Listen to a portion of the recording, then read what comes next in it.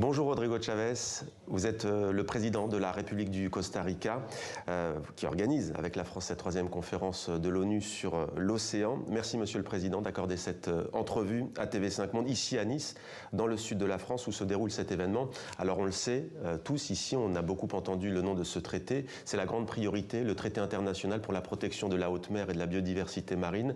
Mission accomplie ou pas, ce texte sera-t-il bientôt ratifié et entrera-t-il bientôt en vigueur?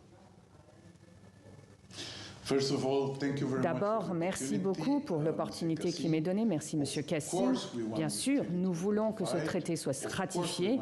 Bien sûr, nous voulons que ce traité devienne le droit pour le monde. Nous espérons que lors de la prochaine Assemblée générale, il y aura suffisamment de pays. Il faut 60 pays pour que cela devienne un traité international et pour qu'il commence à rentrer en vigueur avec toutes ces dispositions aussitôt que possible. Le président français Emmanuel Macron a déjà évoqué une date. Entrée en vigueur, a-t-il dit, le 1er janvier prochain, 1er janvier 2026. Est-ce que c'est une information que vous êtes en mesure de nous confirmer? Je pense certainement que janvier 2026 devrait être la bonne date. Comme je l'ai déjà mentionné, nous avons l'Assemblée générale des Nations unies qui sera un moment intermédiaire où, je l'espère, nous pourrons constater des progrès significatifs pour la date que M. Macron a annoncée. Mais pourquoi est-il important de protéger ces eaux internationales? Pour l'instant, c'est quoi? C'est le Far West? Alors, il ne fait aucun doute que c'est un endroit sauvage, magnifique, qui n'a pas de gouvernance. Et là où il n'y a pas de gouvernance, on ne peut pas le contrôler, on ne peut pas mesurer. On ne peut pas mesurer, on ne peut pas contrôler. Et du coup, ça se détériore en soi.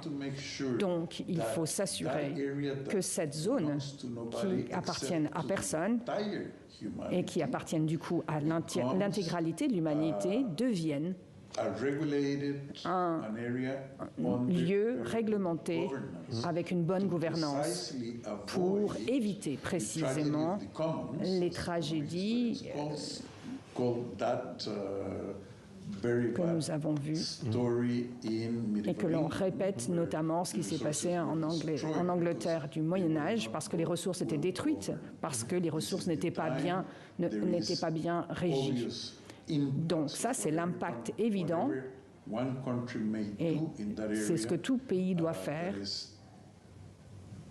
dans cette zone. Parce que comme cette zone n'appartient à personne, à ce moment-là, c'est dans les eaux internationales et ça affecte les eaux internationales des autres pays. Donc il est urgent d'agir. Mais vous le savez, Monsieur le Président, il y a beaucoup de richesses minières, notamment dans ce qu'on appelle les abysses de l'océan, notamment d'ailleurs autour du Costa Rica. Il y a des dizaines de millions de tonnes de nickel, de cobalt, qui servent notamment à fabriquer tous les appareils électroniques, notamment nos téléphones portables. Donald Trump, le président des États-Unis, a d'ores et déjà décrété de manière unilatérale que les États-Unis pourraient exploiter les ressources minières au fond de l'océan. Que dites-vous aujourd'hui au président des États-Unis? Parce que son nom a plané sur cette conférence, mais personne ne l'a vraiment cité. Or, c'est bien lui qui a décrété cela le 24 avril dernier. Que lui dites-vous?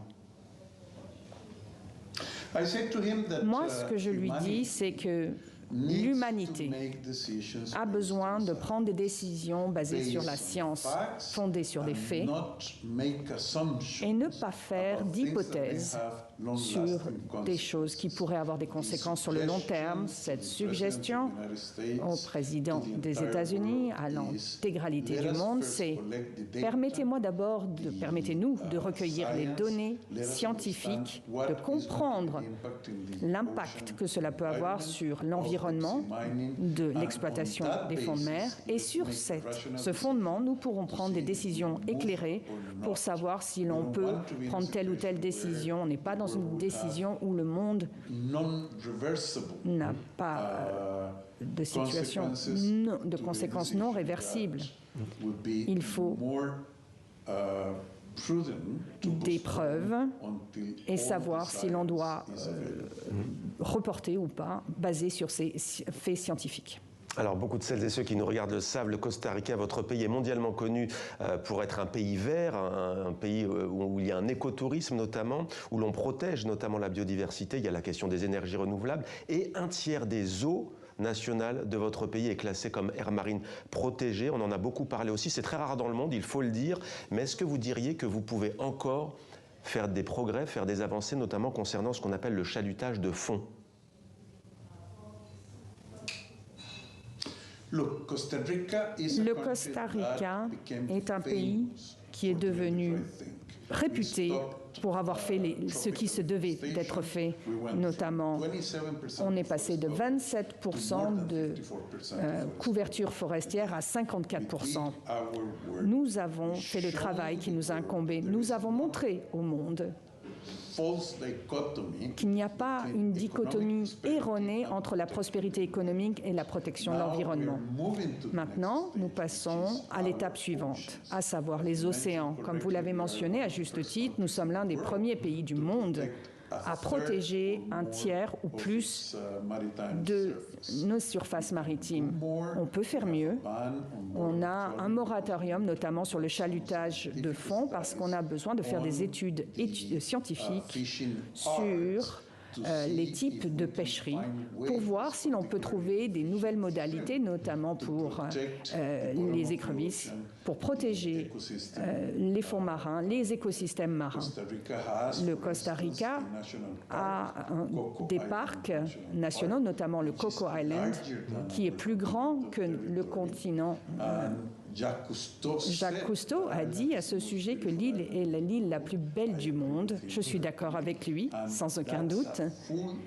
Et donc, c'est une zone avec interdiction totale de pêche. Donc, le Costa Rica fait son travail. On n'en parle pas seulement. Ce ne sont pas des paroles en l'air. Alors, votre pays, Monsieur le Président, est membre du groupe V20, qui réunit 20 pays très vulnérables face au changement climatique, et notamment la montée des eaux. Juste quelques mots sur cette question. Vous êtes entouré de 92% d'eau.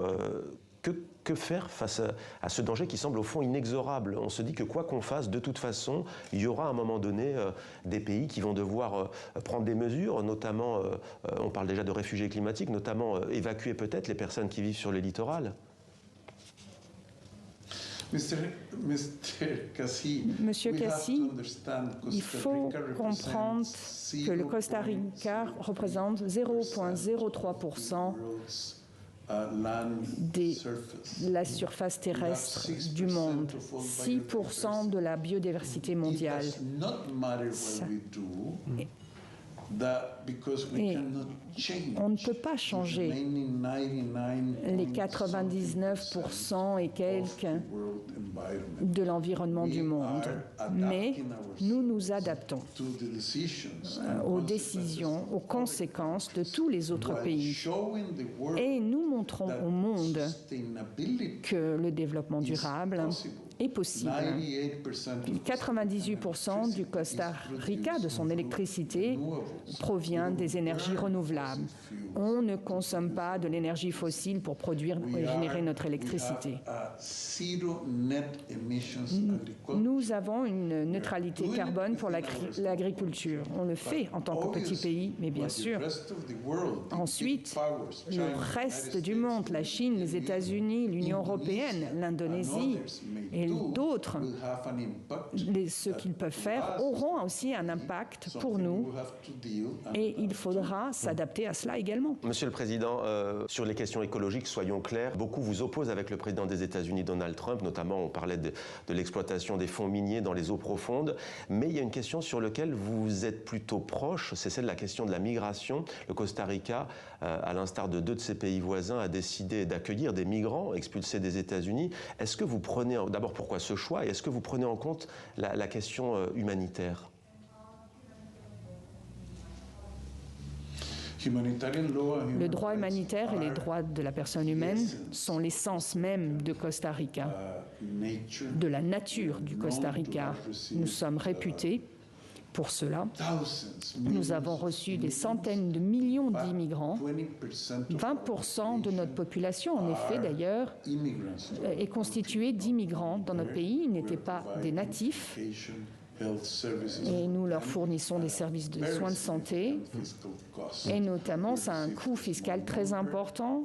Nous recevons peu de personnes, notamment quelques personnes qui venaient des États-Unis, qu'ils voulaient renvoyer dans leur pays d'origine. Nous les traitons très bien. Certains sont déjà rentrés.